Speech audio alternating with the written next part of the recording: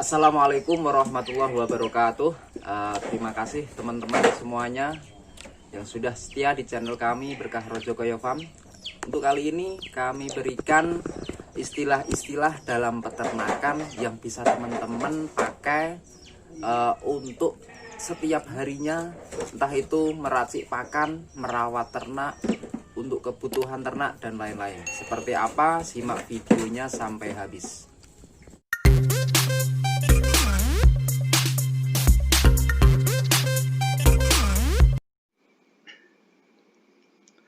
Hal mendasar yang perlu diketahui oleh teman-teman peternak sebelum terjun langsung ke dunia ternak adalah mengenal dan mengerti beberapa istilah yang sangat lazim dan sering digunakan dalam dunia peternakan atau usaha peternakan. Berikut ini kami sajikan pengertian-pengertian yang terkait dengan permasalahan pakan ternak dan bahan baku pakan ternak yang semestinya teman-teman calon peternak ketahui. Nah, jadi nanti akan kami berikan beberapa daftar istilah dalam dunia peternakan seperti apa. Nah, terus tonton videonya sampai habis. Daftar istilah penting dan pengertiannya. Yang pertama yaitu kandungan air. Kandungan air dalam setiap jenis pakan itu sangat bervariasi. Hijauan pada umumnya mengandung kadar air 75-90% air. Sementara itu untuk pakan yang sudah kering seperti dedak padi mengandung 10% air, ataupun jenis pakan kering lainnya hampir rata-rata mengandung kadar air 10% sampai di bawah 10%. Kadar air dalam pakan perlu diketahui untuk membandingkan dengan nilai nutrisi berdasarkan bahan keringnya. Jadi teman-teman juga harus memahami air atau kandungan air dalam setiap bahan baku, entah itu pakan hijauan ataupun pakan kering. Yang selanjutnya protein kasar atau PK merupakan semua ikatan yang mengandung nitrogen, baik itu protein sesungguhnya, true protein, maupun zat-zat yang mengandung protein tapi bukan protein. Jadi teman-teman juga harus memahami seperti yang ada di tabel waktu teman-teman pembelian konsentrat, penggemukan atau sapi perah ataupun lainnya. Jadi bisa dilihat kandungan PK-nya itu berapa. Yang selanjutnya bahan kering yang biasa disingkat BK adalah komponen pakan ternak yang sudah tidak mengandung air. Pengetahuan mengenai bahan kering pada pakan ternak diperlukan untuk perhitungan penyusunan dan pemberian pakan ternak. Jadi dalam ransum pakan ternak, teman-teman juga harus paham yang seperti bahan baku yang nantinya akan kita pakai. Bahan keringnya itu berapa persen. Jadi teman-teman juga wajib diketahui. Yang selanjutnya abu. Teman-teman juga harus memahami abu itu apa, yaitu merupakan zat pakan anorganik. Abu mengandung unsur-unsur yang dibutuhkan oleh ternak seperti kalsium yang disingkat Ci, kalsium yang disingkat dengan K, natrium yang disingkat dengan Na, magnesium yang disingkat dengan Mg, besi yang disingkat dengan Fe, fosfor yang disingkat dengan P, klorin yang disingkat dengan Cl, dan lain-lain. Jadi teman-teman unsur apapun yang dibutuhkan ternak harus juga sedikit memahami. Yang selanjutnya lemak kasar. Kadar lemak dalam pakan dapat diketahui melalui ekstrak yang dilarutkan dalam ether. meski zat-zat lain juga larut di dalamnya. Karena itu, kadar lemak yang menjadi acuan perhitungan lebih cepat disebut lemak kasar. Jadi, setiap kandungan bahan baku pakan itu tetap mengandung yang namanya lemak kasar, abu, protein, dan lain-lain.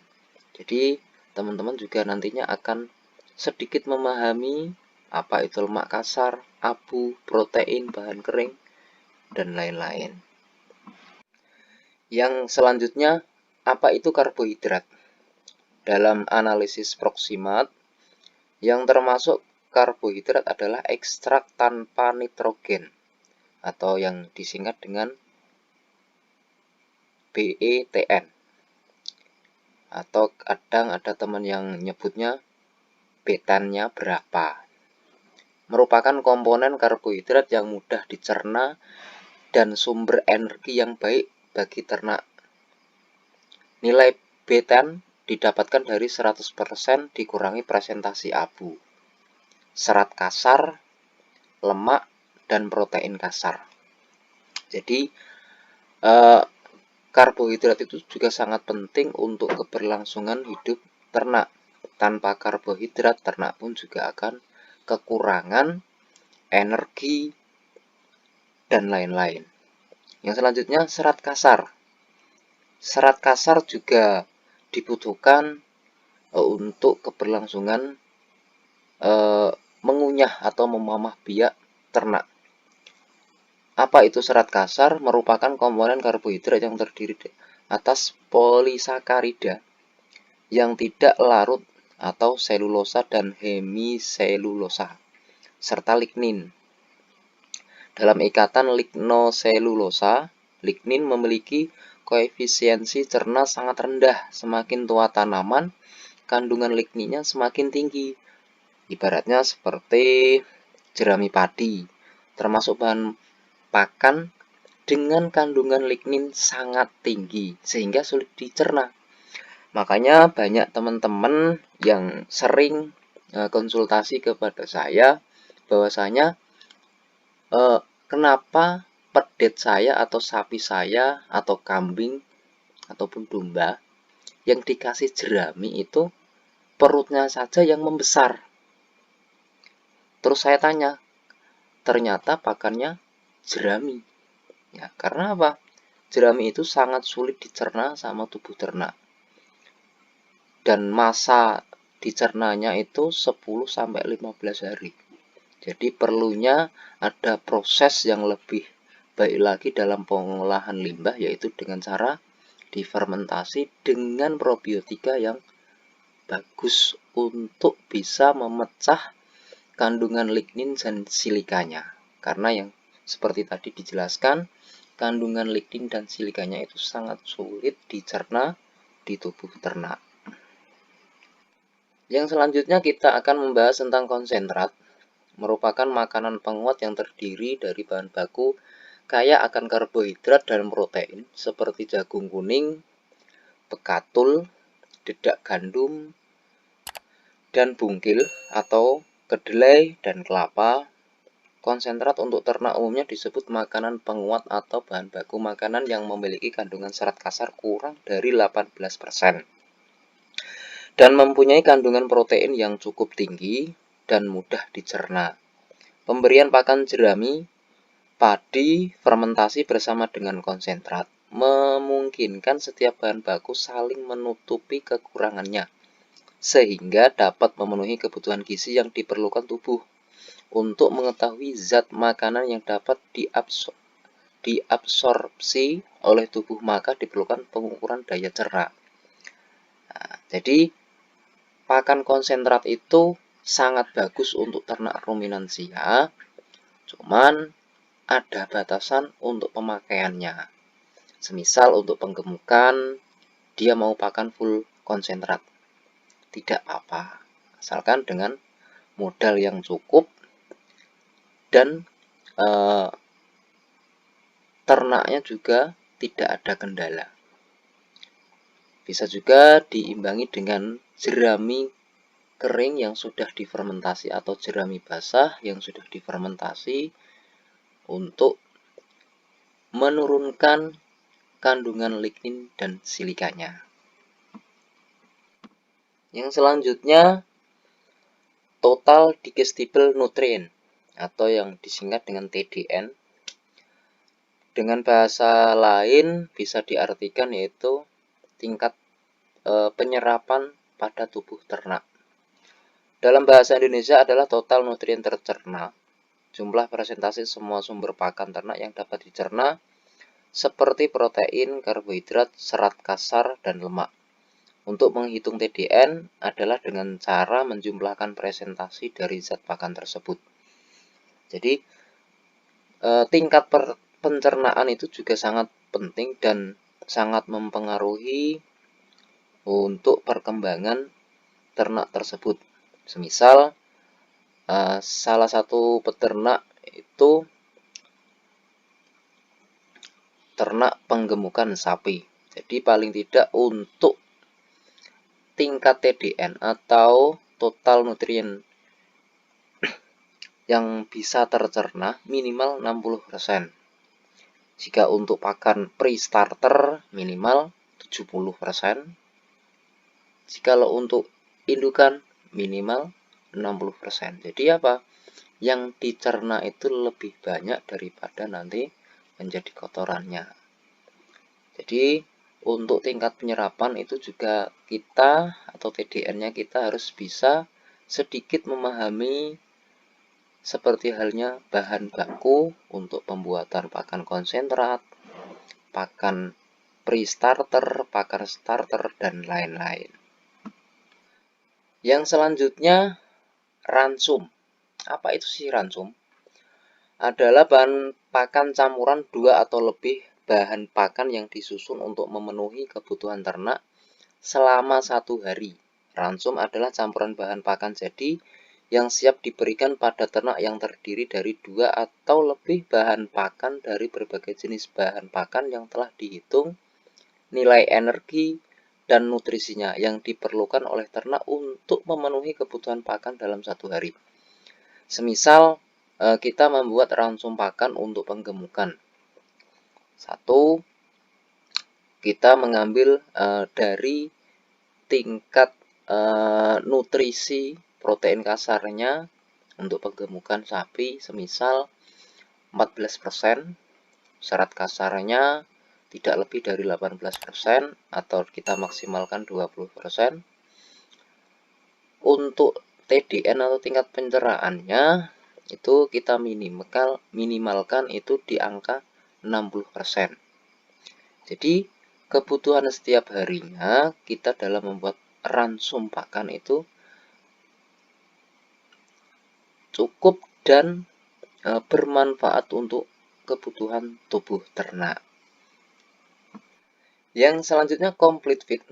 Sudah sering sekali atau mungkin sudah pernah saya berikan contoh video tentang pakan complete feed. Merupakan suatu aplikasi teknologi formulasi pakan di mana mencampur atau mix semua bahan pakan yang ada, seperti dari hijauan atau limbah pertanian dan konsentrat yang dicampur menjadi satu tanpa atau hanya sedikit tambahan rumput segar. Pakan complete feed merupakan formulasi ransum yang berimbang, yang telah lengkap, yang berfungsi untuk memenuhi kebutuhan nutrisi ternak, seperti untuk pertumbuhan, perawatan jaringan maupun produksi. Dalam aplikasi pemberiannya, ransum complete feed tidak memerlukan bahan tambahan lainnya kecuali air minum. Jadi kesimpulannya di complete feed, kita meracik sebuah pakan untuk kebutuhan setiap harinya. Setelah kita sudah bisa membuat complete feed, kita tinggal menyiapkan air saja tak terbatas atau ad libitum. Jadi lebih simple, enak dalam usaha ternaknya. Jadi kita nggak perlu repot-repot cari dedak padi lagi untuk tambahan air minum, ataupun kita campur kebutuhan mikro lagi. Karena apa? Di dalam pakan complete feed itu sudah lengkap dari pakan penguat, serat, kebutuhan mikro ternak, dan lain-lain. Jadi pakan komplit itu lebih simpel dan lebih mudah untuk pengaplikasiannya kepada ternak. Yang selanjutnya, sumber bahan adiktif adalah bahan tambahan yang perlu atau bisa ditambahkan dalam jumlah yang relatif sedikit dalam bahan pakan yang kadangkala diperlukan untuk melengkapi ransum yang disusun. Misalnya, kita menambahkan aroma atau cita rasa, asam amino, atau vitamin,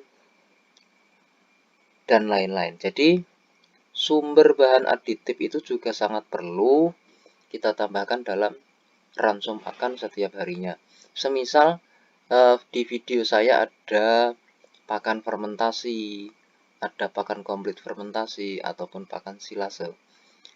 Yang nilai gizinya itu kita cukupkan dengan bahan adiktif untuk saling melengkapi. Jadi kebutuhan ternak itu pun juga sangat dibutuhkan. Dengan adanya bahan adiktif, ternak tercukupi, ternak sehat, kesuburan juga untuk keproduktifan induk juga bagus. Dan ketika kita beternak penggemukan, kebutuhan mikro, multivitamin, multimineral, dan lain-lain itu juga sangat terpenuhi. Jadi lebih simple dan tidak perlu kita tambahkan bahan adiktif lainnya jikalau kita sudah menambahkan di pakan yang sudah kita buat setiap harinya. Yang selanjutnya kita bahas sumber serat.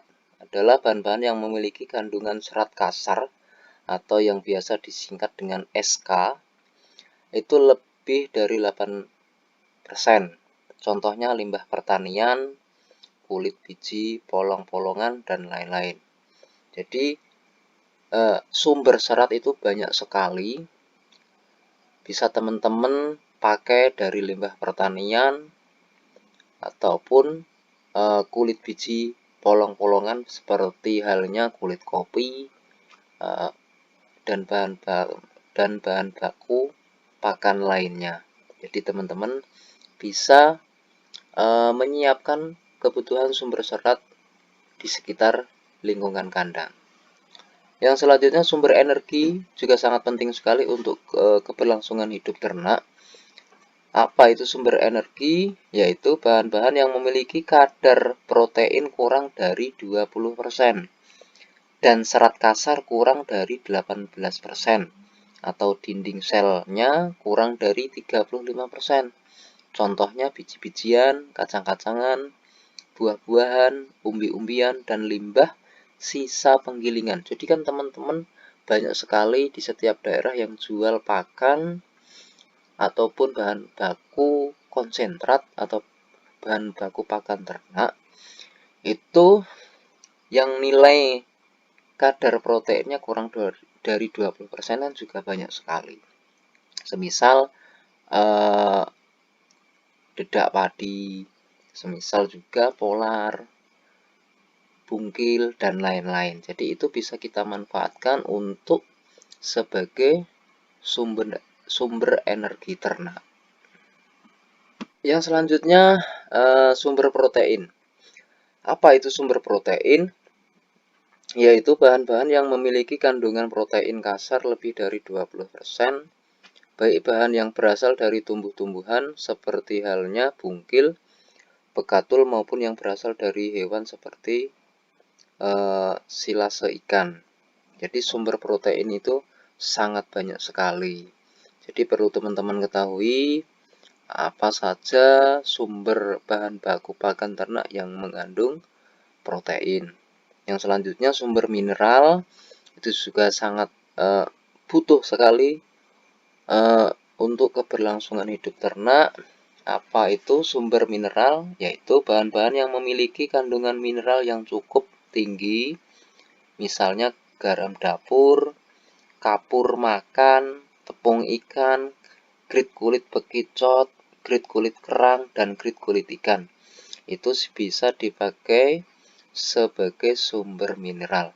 Jadi untuk teman-teman pemula yang belum memahami kebutuhan sumber mineral dan masih bingung caranya, saya sarankan atau alangkah baiknya beli yang sudah jadi saja. Jadi tidak perlu repot-repot mikir saya dapat kebutuhan mineral dari mana.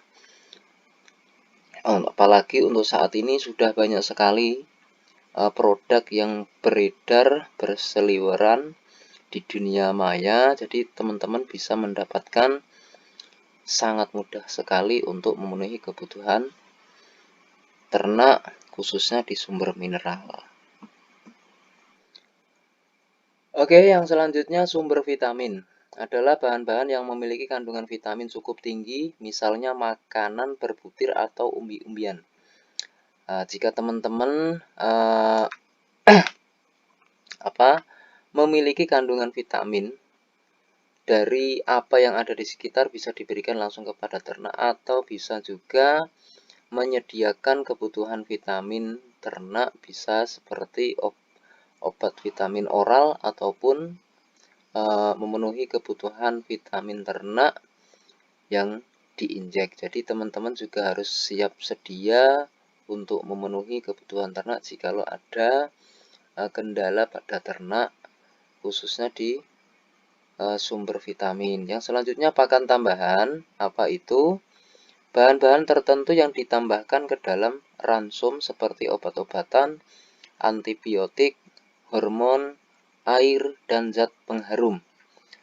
Pakan tambahan itu misalnya teman-teman yang suka main komboran bisa ditambahkan premik ataupun garam ataupun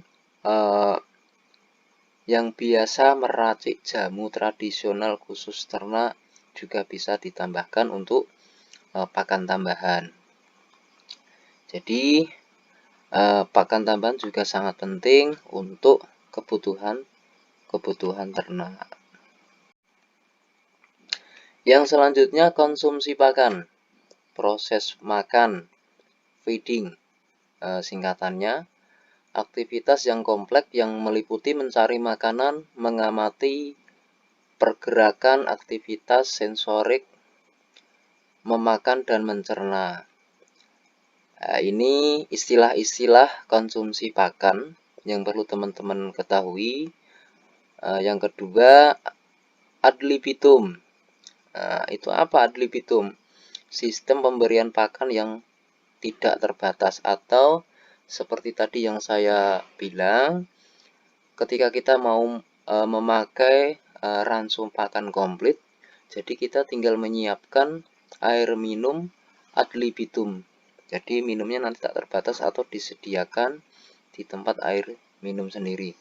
Yang kedua ada yang namanya restricted feeding. Jadi sistem pemberian pakan yang terbatas. Jadi bisa teman-teman yang suka ngasih makan terbatas, misal di jam 1 pagi, jam 7 sebelum kita berangkat kerja, atau siang pulang kerja, atau sore setelah pulang kerja. Yang kedua, CNS, Central Nervous System, sistem saraf pusat. Yang selanjutnya, teori hemostatik merupakan teori bahwa hewan makan untuk mencukupi kebutuhan nutrien. Yang selanjutnya, teori termostatik, teori bahwa hewan makan untuk mempertahankan temperatur tubuhnya. Jadi itulah istilah konsumsi pakan untuk kebutuhan ternak. Yang selanjutnya yang perlu teman-teman ketahui juga yaitu anti nutrisi. Banyak sekali teman-teman yang belum paham tentang kandungan anti nutrisi atau istilah anti nutrisi itu apa? Yaitu pitat merupakan salah satu non polisakarida dari dinding tanaman seperti silakat dan oksalat. Seperti tanin adalah senyawa fenolik yang larut di dalam air dengan berat molekul antara 500 sampai 3000. Tanin bisa mengendapkan protein dari larutan. Jadi Anti nutrisi di setiap bahan baku pakan ternak, entah itu hijauan atau pakan kering, itu juga sangat beresiko tentang keberlangsungan hidup ternak. Yang selanjutnya, protease inhibitor adalah senyawa yang bisa menghambat tripsin dan chymotrypsin dan umumnya pada tanaman yang mengandung konsentrasi yang rendah kecuali kedelai. Jadi setiap bahan baku itu mempunyai zat anti nutrisi masing-masing. Yang selanjutnya, kanogenic glycoside, kanoglikosida atau kanogen adalah senyawa yang apabila diperlakukan asam dan diikuti dengan hidrolisis oleh enzim tertentu akan melepaskan hidrogen kanida atau disingkat HCN. Yang selanjutnya, non-strat polisakarida atau disingkat NSP, bukan nada sambung pribadi ya teman-teman, tapi non-strat polisakaride adalah karbohidrat kompleks yang terlibat di endosperm dinding sel dari biji sereal. Yang selanjutnya, mitoksin adalah metabolit sekunder diproduksi oleh jamur yang tumbuh pada kondisi tertentu. Jadi setiap bahan baku memiliki zat anti nutrisi.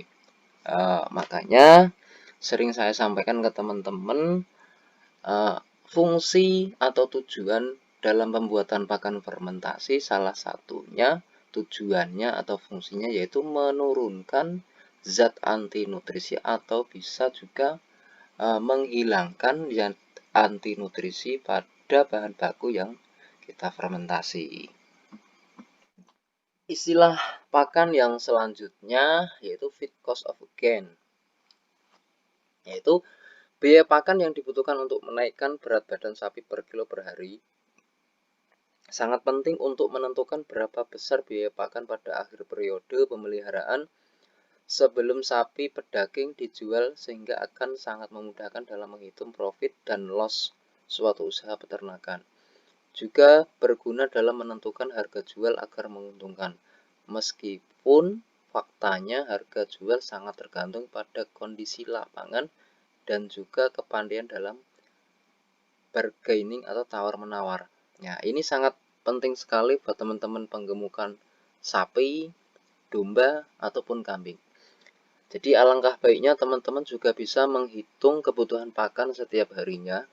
Semisal untuk sapi potong, untuk kebutuhan pakan penguat kita berikan 2% dari berat tubuh ternak dengan estimasi biaya pakan per hari 20.000 sampai 30.000. Jadi kita harus juga bisa menghitung secara realnya di setiap harinya dan ADG atau kenaikan berat badan berapa. Jadi ketika nanti kita panen bisa menguntungkan ataupun juga rugi. Jadi itu perlu teman-teman ketahui, khususnya di istilah feed cost of gain. Jadi kebutuhan untuk menaikkan berat badan setiap harinya kita harus bisa mengantisipasinya.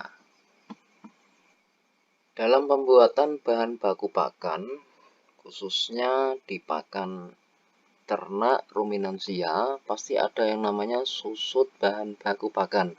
Jadi teman-teman juga perlu ketahui istilah-istilah penyusutan bahan baku pakan.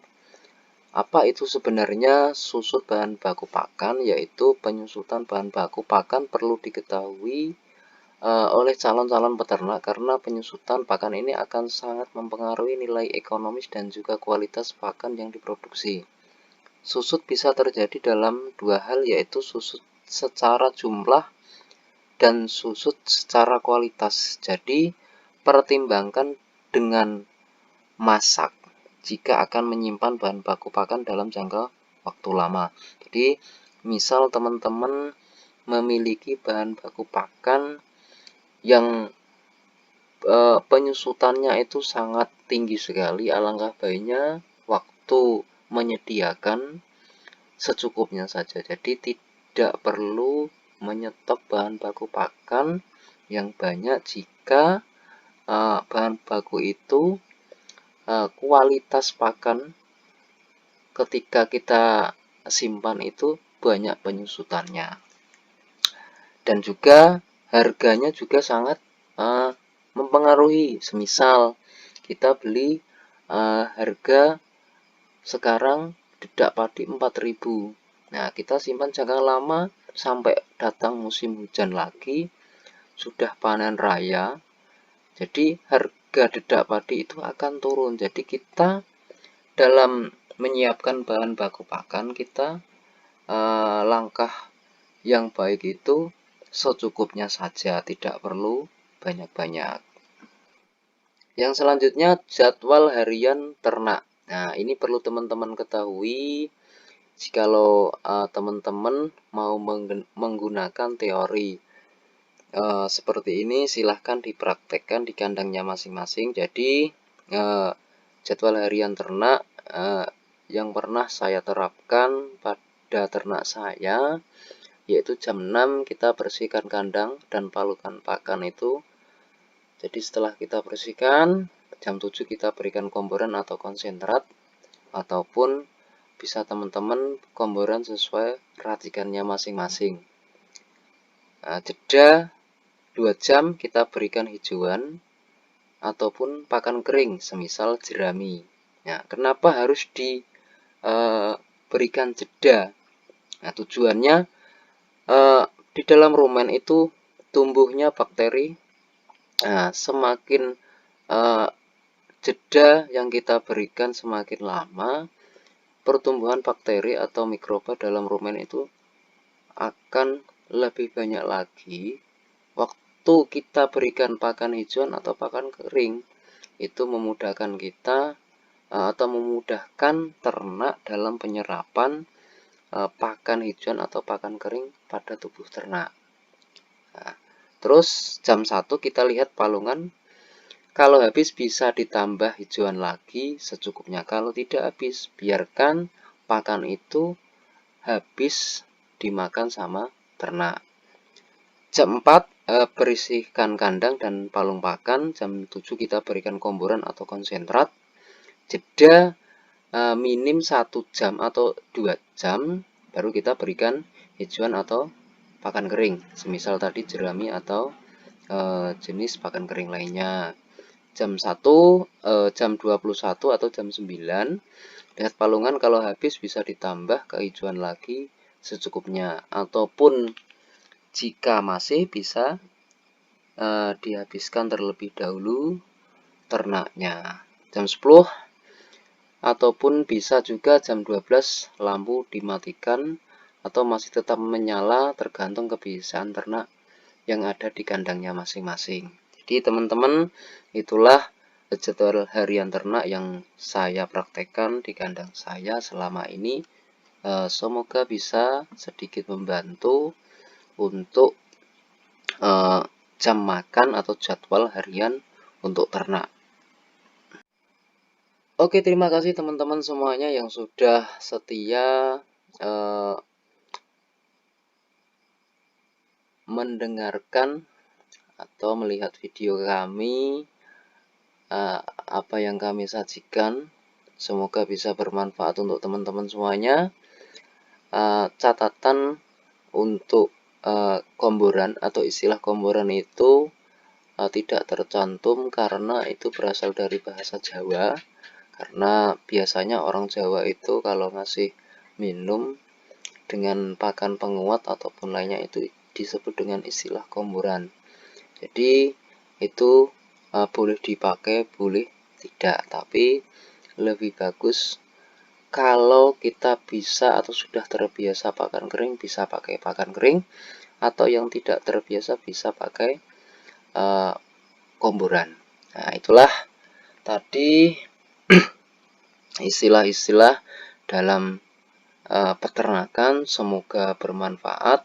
Jangan lupa teman-teman subscribe, like, share, dan komen bagi yang belum, dan jangan lupa bunyikan loncengnya untuk kami lebih maju dan berinovasi lagi dalam dunia peternak.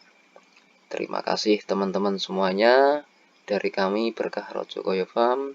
Wassalamualaikum warahmatullahi wabarakatuh.